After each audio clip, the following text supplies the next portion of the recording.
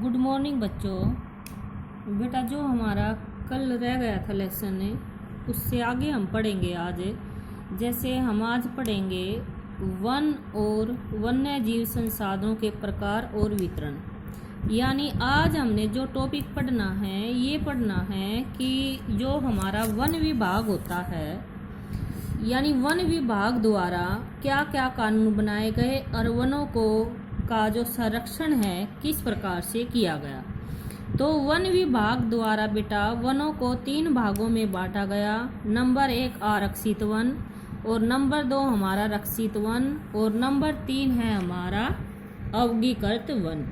यानी वन विभागों के संरक्षण के यानी वन विभाग के द्वारा वनों का या वन्य जीव जंतुओं का संरक्षण कैसे किया जाए। वन विभाग ने वनों को 3 क्षेत्रों में बांट दिया था। नंबर 1 आरक्षित वन, नंबर 2 रक्षित वन और नंबर 3 अवगीकृत वन। तो हम डिटेल से पहला पढ़ते हैं। जैसे हमारा आरक्षित वन है, देश में आधे से अधिक वन क्षेत्र आरक्षित वन घोषित किए गए हैं। तो आधे से अधिक का अर्थ है 50%। यानी जो देश है, देश में 50% जो भूमि का या वनों का क्षेत्र है वो आरक्षित घोषित कर दिया गया था। यानी 50% वनों पर सरकार वन विभाग का नियंत्रण होता था। इसका अर्थ बेटा ये है कि देश में आधे से अधिक वन क्षेत्र आरक्षित वन घोषित कर दिए गए। यानी आधा क्या हो गया हमारा 50%। यानी 50% जो वनों का क्षेत्र था उसे आरक्षित घोषित करने का अर्थ है कि 50% क्षेत्र पर वन विभाग का नियंत्रण होता था। यानी वन विभाग के नियंत्रण में 50% क्षेत्र कर दिया गया। और जो हमारे वन विभाग है या आरक्षित वन है वे ज़्यादातर ये मूल्यवान होते हैं। इनकी लकड़ी और एक सर्वाधिक मूल्यवान इस माना जाता है इस आरक्षित वनों को। और ये सबसे ज़्यादा पश्चिमी बंगाल, केरल, महाराष्ट्र आदि में पाए जाते हैं। इसके बाद आता है बेटा हमारा रक्षित वन।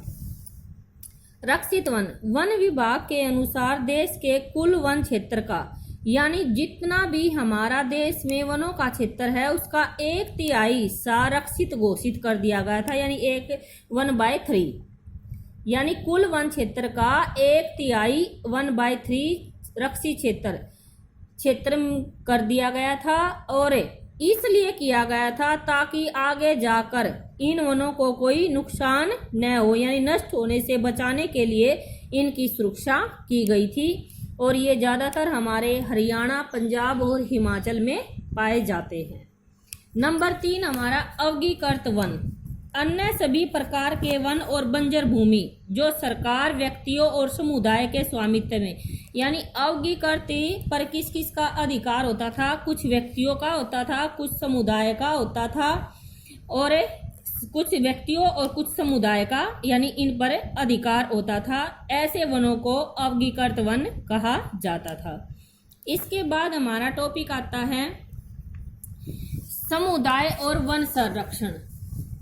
यानी कुछ वन ऐसे थे जो कुछ क्षेत्र में स्थानीय या समुदाय, जैसे वन विभाग के द्वारा तो हमने पढ़ा है कि वन विभाग के द्वारा तो वनों को 3 क्षेत्र में बांट दिया गया। जैसे मैंने पहले बताया है कि भाई वन विभाग ने तो आरक्षित वन क्षेत्र कर दिए निश्चित, रक्षित और अवगीकृत।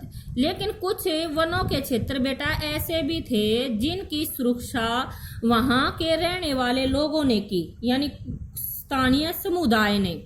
यानी वहां जहां पर वन पाए जाते थे वहां के लोगों ने भी वनों की सुरक्षा की। समुदाय और वन संरक्षण का ये अर्थ है कि किसी स्थान पर रहने वाले लोगों द्वारा वहां के वन क्षेत्रों की सुरक्षा करना।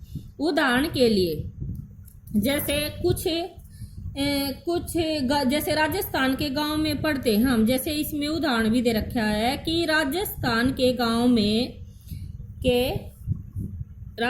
के अलवर जिले में 5 गांव के लोगों ने तो 1200 हेक्टेयर वन भूमि को भैरव देव डाको सेंचुरी घोषित कर दिया। यानी उसको वो जो राजस्थान के अलवर जिले के 5 गांव ने मिलकर 1200 जो भूमि का क्षेत्र था, वनों का क्षेत्र था, उसको क्या घोषित कर दिया, भैरव देव डाको सेंचुरी। यानी इसमें आने जाने की किसी को भी मनाही, किसी को भी इजाजत नहीं थी। वहां के लोगों का ही इन पर अधिकार था, जिसके और फिर उन लोगों ने अपने ही वहां पर नियम बनाए और नियमों में क्या बनाया कि इन वन क्षेत्रों में कोई भी शिकार नहीं करेगा और ना ही बाहरी लोग, यानी जो कोई बाहर के लोग थे घुसपैठी देते थे, उनसे भी इन वनों को बचाया जाएगा। नेक्स्ट हमारा दूसरा पॉइंट इसमें ये भी था खनन, कि खनन ने क्या है कि राजस्थान के गांव के लोगों ने खनन कार्य नहीं होने दिया। यानी जो राजस्थान के लोग थे वहां पर उन्होंने खनन कार्य बंद करवाने के लिए संघर्षरत, यानी बहुत संघर्ष किया। यानी जैसे वनों का क्षेत्र को हानि न पहुंचे, इसलिए वहां के लोगों ने, राजस्थान के लोगों ने खनन नहीं होने दिया। दूसरा कारण। तीसरा कारण है हमारा चिपको आंदोलन। चिपको आंदोलन यानी ये हिमालय में प्रसिद्ध चिपको आंदोलन कई क्षेत्रों में वन कटाई को रोकने में कामयाब नहीं रहा। यानी वहां पर जो हिमालय के प्रसिद्ध क्षेत्र थे, वहां पर लोग निरंतर यानी लगातार वनों की कटाई करते जा रहे थे। तो वे उनके मेहनत यानी उनके संघर्ष करने के बाद भी वहां के लोगों ने, यानी वहां पर लोगों ने वनों को काटना बंद नहीं किया।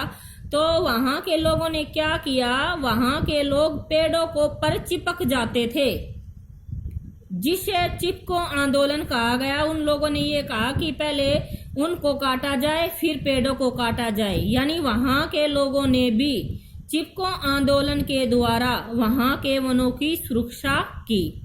इसके बाद एक और आता हमारा टिहरी में। टिहरी में बीज बचाओ आंदोलन, यानी टिहरी में किसानों का बीज बचाओ आंदोलन चला। यानी उनका कहना यह था कि हमें रासायनिक उर्वरकों के प्रयोग के बिना कुछ ऐसी, यानी जैसे पशुओं से हमें खाद वगैरह मिलती है, यानी ऐसी खाद का प्रयोग करना चाहिए जिससे भूमि की उपजाऊ शक्ति खत्म ना हो और वनों का भी विनाश न हो और कृषि भी अच्छी हो जाए। तो उन्होंने अच्छे बीज के द्वारा वहां पर कृषि करने का वो किया, संभोरस प्रयास किया और रासायनिक उर्वरकों को बंद करके उन्होंने खाद्य, यानी जो पशुओं के द्वारा जो खाद होती है उसको प्रयोग में लाने के लिए कहा। यानी वहां के लोगों ने भी, टिहरी के किसानों ने भी बीज बचाओ आंदोलन चलाकर क्या नाम है, वनों का संरक्षण किया। तो आपका लेसन ये इसी टॉपिक पर कंप्लीट हो जाता है, सेकंड लेसन। नेक्स्ट जो है हम थर्ड लेसन का कल पढ़ेंगे। मैं एक बार फिर से मोटा मोटा आपसे बता देती हूँ कि जो बेटा हमारे वन विभाग हैं, वन विभाग ने वनों को 3 भागों में बांटा, आरक्षित वन, रक्षित वन और अवगीकृत वन। आरक्षित वन 50% है, जो कि इस पर हमारी क्या नाम है, वन विभाग का नियंत्रण होता है। यह ज्यादातर कहाँ पाया जाता है, पश्चिमी बंगाल, केरल और महाराष्ट्र। दूसरा हमारा रक्षित वन, कुल वन क्षेत्र का 1/3 रक्षित वन है और इसको आगे यानी हानि ना पहुंचे, यानी सुरक्षा करने के लिए इनकी सुरक्षा की गई। अवगीकृत में समुदाय और व्यक्तियों का अस्वामित्व होता है और ये वन सबसे ज्यादा क्या नाम है, कुछ व्यक्तियों का पाया जाता है। ये ज्यादातर व्यक्तियों का होता है, कुछ व्यक्ति और समुदाय का अधिकार होता है। इसके बाद मैंने बताया था आपसे समुदाय और वन संरक्षण, यानी वनों की सुरक्षा के लिए जहां पर वन अधिक मात्रा में पाए जाते हैं वहां पर रहने वाले लोगों ने और समुदाय ने भी उन लोगों की सुरक्षा की। जैसे मैंने पहले बताया था खनन के द्वारा, यानी राजस्थान के लोगों ने खनन कार्य नहीं होने दिया, इससे वनों की सुरक्षा हुई। नंबर 2, राजस्थान के अलवर जिले में 5 गांव के लोगों ने मिलकर यानी 1200 हेक्टेयर वन भूमि भैरव देव डाको सेंचुरी घोषित कर दिया और उन्होंने स्वयं ही वहां पर कानून बनाए और लोगों के शिकार वगैरह पर वर्जित यानी भाई रोक लगा दी गई। इसके बाद तीसरा मैंने बताया था चिपको आंदोलन, यानी हिमालय में लोग वनों को काटने नहीं देते थे, वे स्वयं पेड़ों पर चिपक गए, जिसको चिपको आंदोलन के नाम से जाना गया। टिहरी के किसानों ने बीज बचाओ आंदोलन चलाकर यानी वनों की सुरक्षा की। यानी इस प्रकार हमारा लेसन कंप्लीट होता है। नेक्स्ट चैप्टर हम कल पढ़ेंगे।